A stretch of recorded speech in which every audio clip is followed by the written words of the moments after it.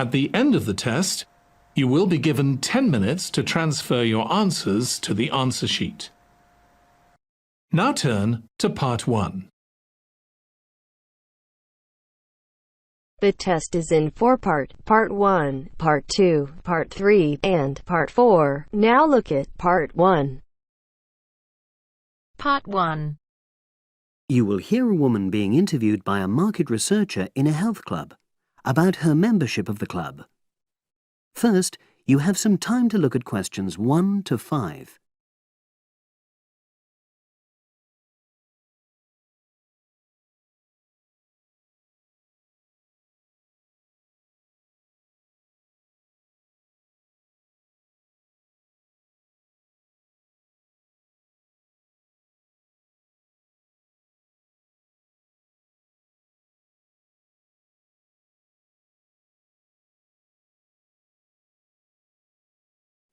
Now we shall begin.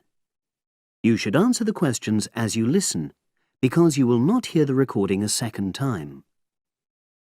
Listen carefully and answer questions 1 to 5. Oh, excuse me. I wonder if you'd have the time to take part in some market research. What's it about? About this club and your experiences and opinions about being a member. It'll take less than 5 minutes. Oh, OK then, as long as it's quick. Can I start by taking your name? It's Selina Thompson. Is that Thompson? Yes. Okay, great. Thanks. And what do you do for a living? Well, I'm an accountant, but I'm between jobs at the moment. I understand. But that's the job I'll put down on the form. And would you mind my asking which age group you fall into? Below 30, 31 to 50, and above? Over 50, I think we can safely say. Great, thanks. And which type of membership do you have? Sorry, I'm not sure what you mean.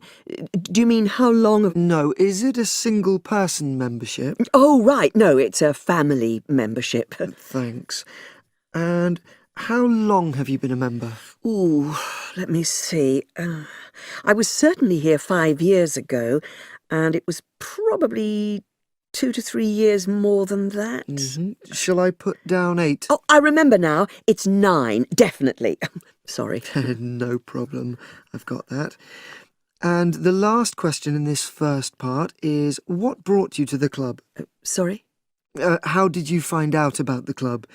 Did you see any ads? Well, I did actually, but I have to say I wasn't really attracted to the club because of that. It was through word of mouth. So you were recommended by a friend? Actually, my doctor. I'd been suffering from high blood pressure, and he said the club was very supportive of people with that condition, so I signed up. Great, thanks. Before you hear the rest of the conversation, you have some time to look at questions 6 to 10.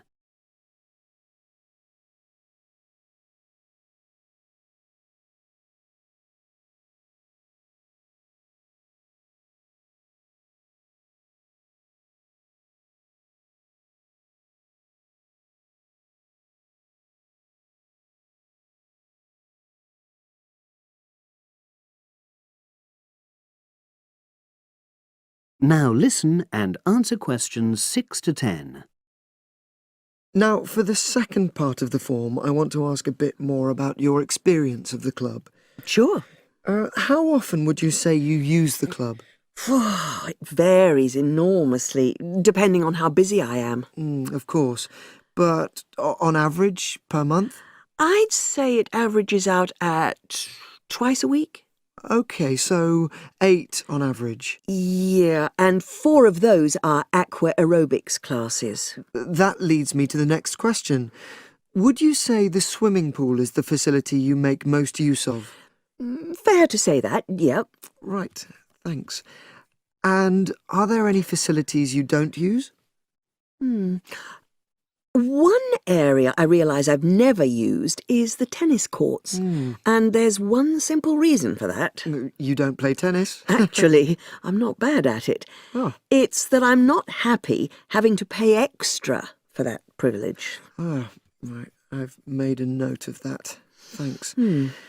Now, in the last section, are there any suggestions or recommendations you have for improvements to the club?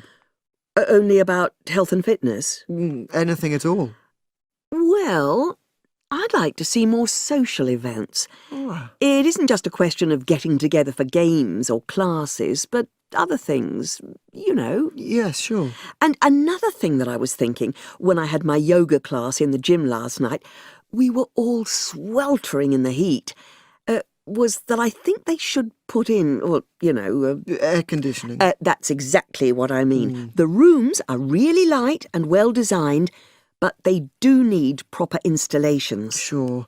Well, I've made a note of that. Good. So, is there anything else you'd like to suggest? About quality of service, for example? Oh, everyone's very nice here. They couldn't be more friendly and helpful. Oh, but I tell you what, it's a shame the restaurant isn't open in the evening on Saturday, and Sunday as well, for that matter. Oh. So, the club should... Open it later on those days. OK. Well, thank you very much. That's all the questions I have.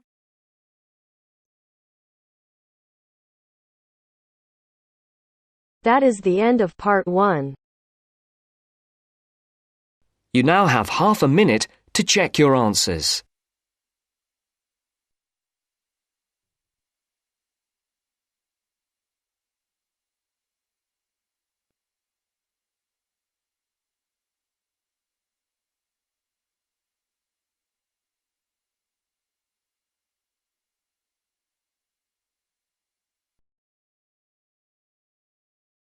Now turns to part 2. Part 2.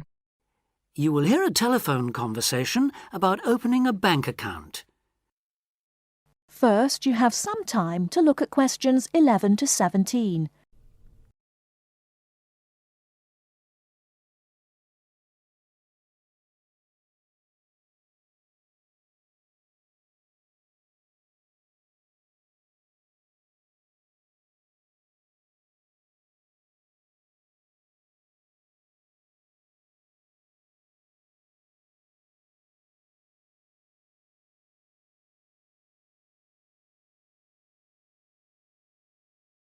Now, listen carefully and answer questions 11 to 17.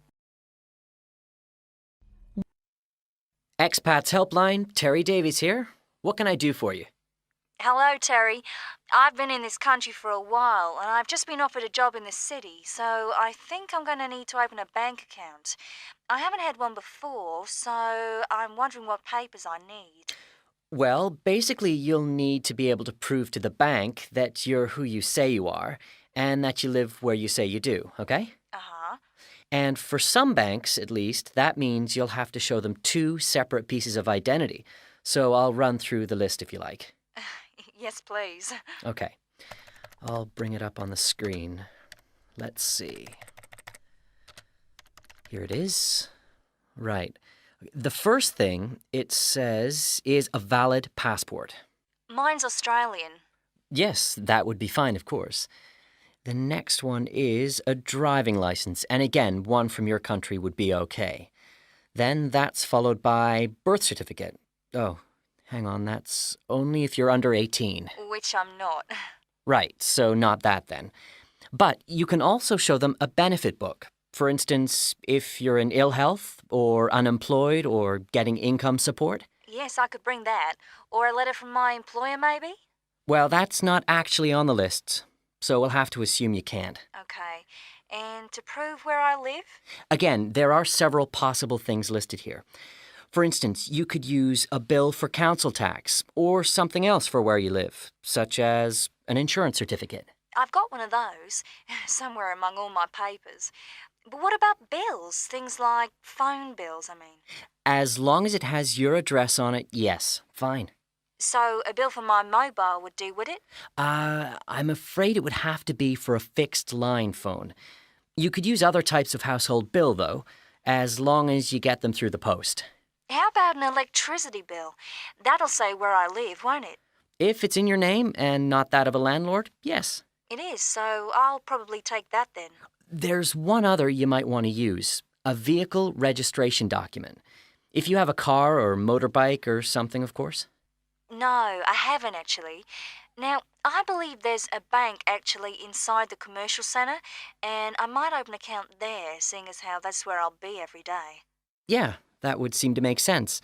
I know people who bank there. I actually read about it in a city guide. My cousin picked it up when he was here a couple of years ago, and I made a few notes. Do you mind if I run through them with you now, just to make sure the details haven't changed? Fine, go ahead. Okay, first question. It's still a branch of the Popular Bank, is it? The one with links to Australian banks? No, it's actually been taken over by another big banking group, the Savings Bank. It still seems quite popular, though, especially with people doing business in the Asia-Pacific area. And when is it open, Monday to Saturday? I'll have to check their website for that. Give me a second or two, will you? Sure. Right. I've got it. Customer service, and it's just weekdays, I'm afraid. Does it say what their business hours are? I'm just looking for that. It's on a different page for some reason. I think there's been a change at some banks in the last year or so. Yeah, here it is. It's open from 9:30 in the morning till 3:30 in the afternoon. And it's on the top floor of the main centre building, is it? Next to the travel agency? That's where it used to be, but they've since moved it to a slightly bigger place. It's on the ground floor now. Oh. And one last thing on this. I know most banks give incentives to young people to open accounts with them, but apparently this one didn't. Do you know if they're offering anything these days? I'll just check. I'm sure they'd say so on their new clients page if they were. No, there's nothing mentioned here. That's a pity. I was quite looking forward to getting my free gift. Before you hear the rest of the talk, you have some time to look at questions 18 to 20.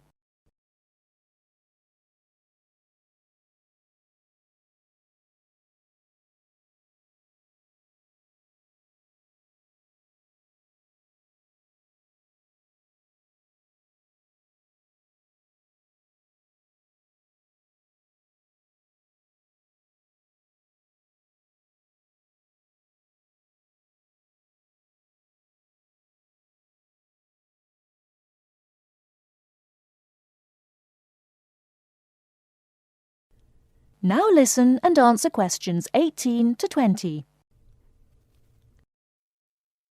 There are plenty of other banks within walking distance, you know. It may be worth shopping around to see what they've got to offer.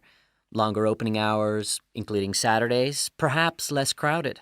Can you tell me how to get to a couple of them? I know where the commercial centre is, so that's probably my best starting place. Sure. For the Royal Bank, you need to turn left when you leave the centre, go along Market Street past the post office, and turn left up Bridge Street past the Shaw Theatre. Then you take the first right. You'll see an internet cafe on the other side, and the Royal is just a bit further along on the right, directly opposite the Park Hotel. Okay, I've got that. What about the Northern Bank? For that one, you turn right as you come out of the centre and go along Market Street until you come to the junction with West Street. There you turn right again and carry on up as far as the next junction where you take a left. You'll see the bank from there. It's the third building on the right. Fine. And the last one, the National Bank? You can go either way from the centre, really. Up West Street or Bridge Street, and then along past City Hall. The bank is on the other side of the road, right next to the tourist office. You can't miss it. Great. Thanks a lot for your help. Anytime. Bye. Bye.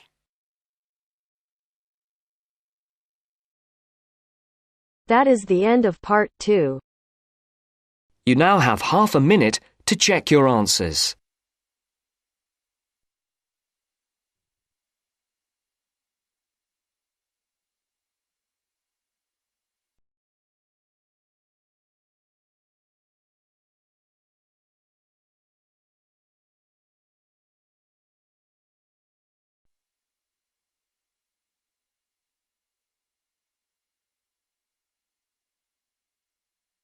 Now turns to part 3.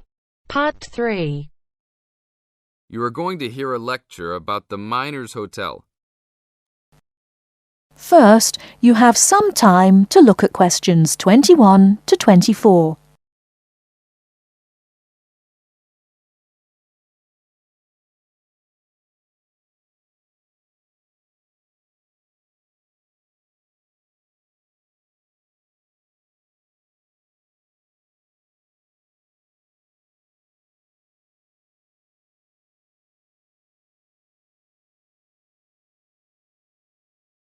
Now, listen carefully and answer questions 21 to 24. Good evening and welcome to the Miner Hotel. We are pleased to have you as our guest. I will give you a brief information session to tell you everything you need to know to make this a pleasant stay. The Miner Hotel was built in the 1850s, during the Gold Rush period, also nicknaming our state the Golden State. People from all over the country and even from other countries came to seek their fortune here in these hills, creating cities overnight. In this city, many Gold Rush hotels soon opened up. This particular hotel was built in 1851, but was destroyed during an earthquake. It was rebuilt in 1995 to recreate the feel of the Gold Rush, complete with articles and actual photographs from during the 1850s. Our hotel is divided into 2 buildings, one called the Gold Tower and the other is named the Fortune Tower. You will be staying in the Fortune Tower on the 25th floor, complete with great views of the city. Your room is the best room in the hotel, complete with private living room and hot tub. Here is your room card. On the card it will say FT, meaning Fortune Tower. On the bottom of the card it will say 2515. The 25 stands for the 25th floor, and the 15 stands for the 15th room on that particular floor. Before you hear the rest of the talk, you have some time to look at questions 25 to 30.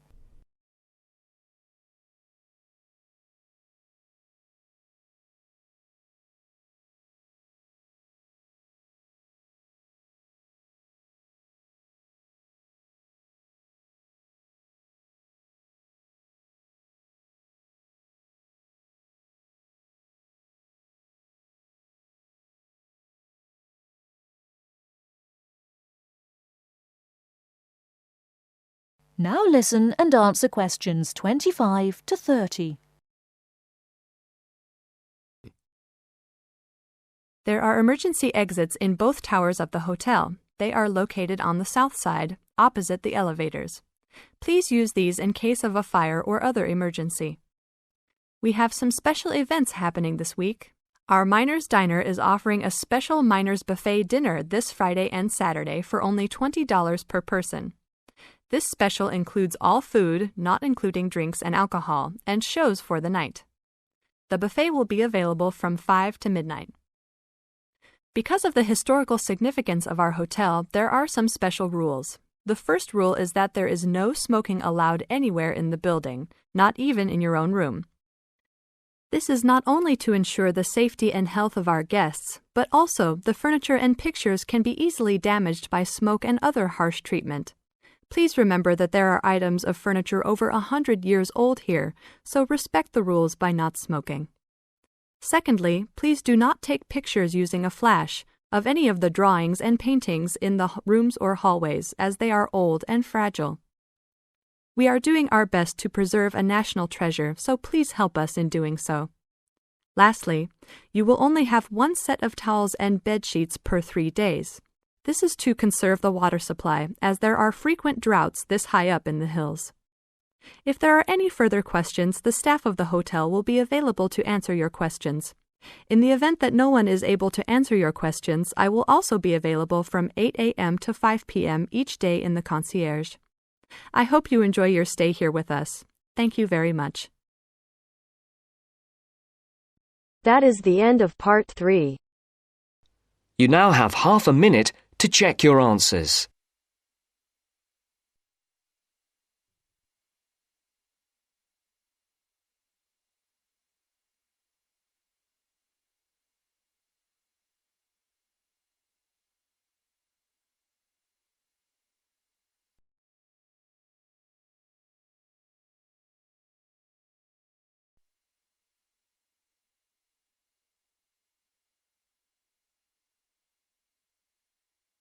Now turns to Part 4.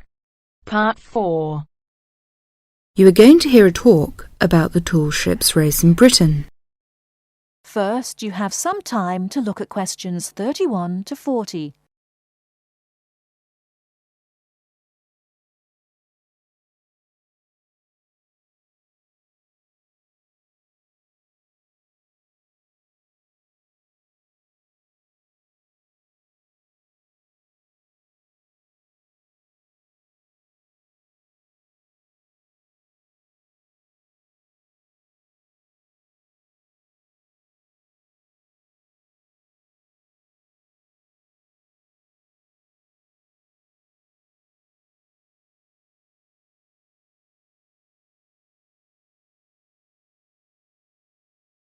Now listen carefully and answer questions 31 to 40. In July 1956, a fleet of 21 sailing ships from 11 countries raced each other from Torbay in Devon to Lisbon. The ships had been converted from cargo carrying to sail training ships. However, their future seemed uncertain, and the purpose of the gathering was to mark the passing of the age of the sail. What happened instead was that the sailing ships refused to say goodbye, and 2 years later they raced again, and the fleet was even larger. It was then that the title The Tall Ships was given to them, and the name remains today. The original organisers, the Sail Training Ship International Race Committee, now called the Sail Training Association, saw that a new international movement had begun, adventure training under sail. As race succeeded race, it became clear that the events had more to do with bringing adventure and widening the horizons of young people than of commemorating the passing of sail. Now, sail training ships began to be specially built, and young people from all walks of life wanted to participate. Now, to compete, a vessel has to satisfy just 3 requirements. It has to have a minimum waterline length of 9.09 metres. Half its crew must be between the ages of 16 and 25, and its principal means of propulsion must be a sail. Since 1972, the race has been sponsored by Cutty Sark Scots Whisky, and it has started to attract huge crowds of spectators. In 1984, more than 250,000 people lined the River Mersey in Liverpool to watch the fleet set off. And in 1986, 2 million spectators joined Her Majesty Queen Elizabeth at Newcastle upon Tyne to watch the parade. 1989 was the year that the spectacular Cutty Sark Tall Ships race started from London. A grand fleet of up to 100 vessels gathered on the River Thames near Tower Bridge on Tuesday the 4th of July. The only thing that the racing yachts, ancient and modern, had in common was their young crews. Few were expert sailors, and the majorities were strangers to the sea and to each other. Between Tuesday the 4th of July, when the fleet began to assemble, and Saturday the 8th of July, when the ships took part in a grand parade of sail down the River Thames, vessels were berthed on either side of Tower Bridge. Some were moored in the Pool of London, opposite the Tower of London, while others were moored to the east of Tower Bridge.